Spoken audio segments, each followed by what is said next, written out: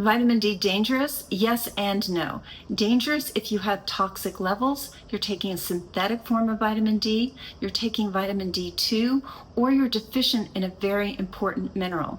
But what does vitamin D do for you? It protects your immune system, it protects your bones, it protects your brain from premature aging, it protects you from dying prematurely from high blood pressure, it's anti-cancer, and it regulates over 900 genes. So we have a very important question here. We want to make sure we have good vitamin D. We don't want to have toxic vitamin D levels. And we also want to take the right type. So let's really dive into it and get you informed fully on this topic, because it's very, very important. So to start with, is 70% of Americans have inadequate levels of vitamin D, 70%. So most people really don't have to worry about having toxic levels of vitamin D, since the vast majority of us are deficient. Now, that mineral I was talking about earlier is critical, and it's magnesium. I'll give you the answer. And 50% of the population is deficient in that. So how are these two tied together? You can be taking a perfectly good form of vitamin D, and I see this with patients all the time. It's like, I'm taking my vitamin D, and then we recheck their blood, and it's still low. And you want to be at least 50 nanograms per milliliter. So in the United States, that's how we measure our vitamin D. It's Ng/ml, capital L. So nanograms per milliliter. You want it at least at 50. I like it around 60, good level. But most people are in their 20s and 30s. It's really non-optimal. But what happens is that, remember, 50% of the population is deficient in magnesium, and you actually need magnesium to activate vitamin D. So you can, once again, be taking a perfectly good form of vitamin D, but if you can't activate it, it's worthless. And the reason you can't activate it is you don't have enough magnesium. Where do we get magnesium? Dark green leafies is a big one. Also nuts and legumes. Most Americans don't eat enough of any of those, hence our deficiency.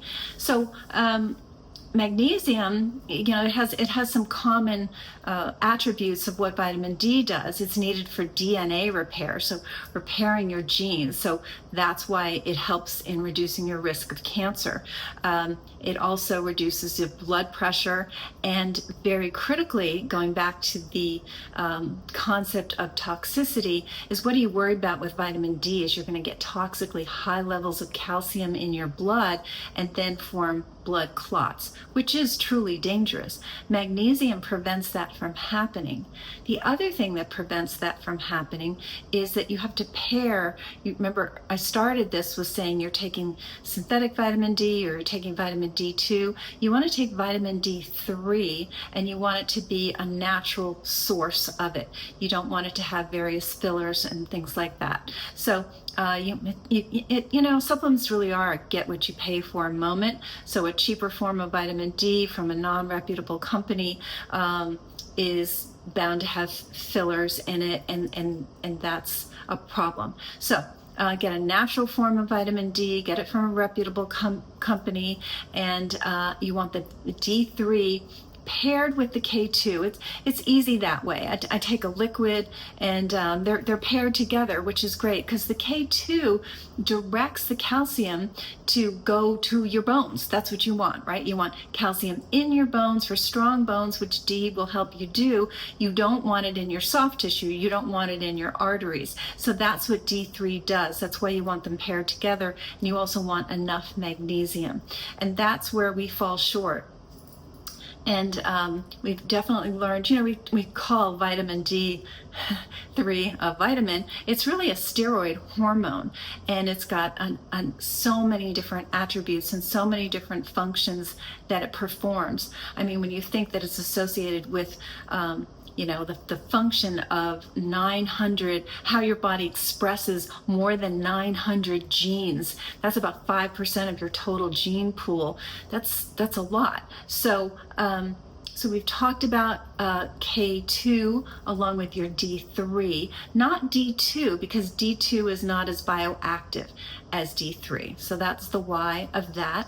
We talked about the importance of having good magnesium levels, and I also want to mention zinc. So zinc works hand in hand with vitamin D3 as well. So there's so many minerals that act to activate certain hormones like vitamin D that you want to make sure you get sufficient quantities of. And again, Americans tend to be deficient in zinc as well. So you can look up the foods associated with that. As far as a magnesium glycinate is a good one. It's absorbed very well. It doesn't sort of spill over into your bowels. If you have constipation, then that's a different form of magnesium. Sometimes you can get supplements that combine them, but magnesium glycinate is great for driving magnesium into the tissues, which is what you want in this particular case.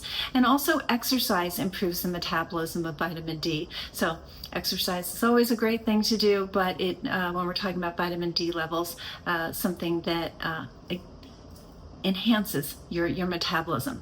So get your vitamin D tested. You can get your blood levels of magnesium tested as well. Well worth your while. These supplements aren't terribly expensive, but you have to be smart in how you take them. And remember, K2 paired with D3, and also take your magnesium, take your zinc. So I hope you found this helpful. If you did, consider subscribing to the channel. We're definitely trying to increase our subscribers so that more people get access to this information. And also give it a thumbs up. Please comment. I love your comments. I love hearing from you. And I answer pretty much all the comments I get. So until next time, I'll see you soon.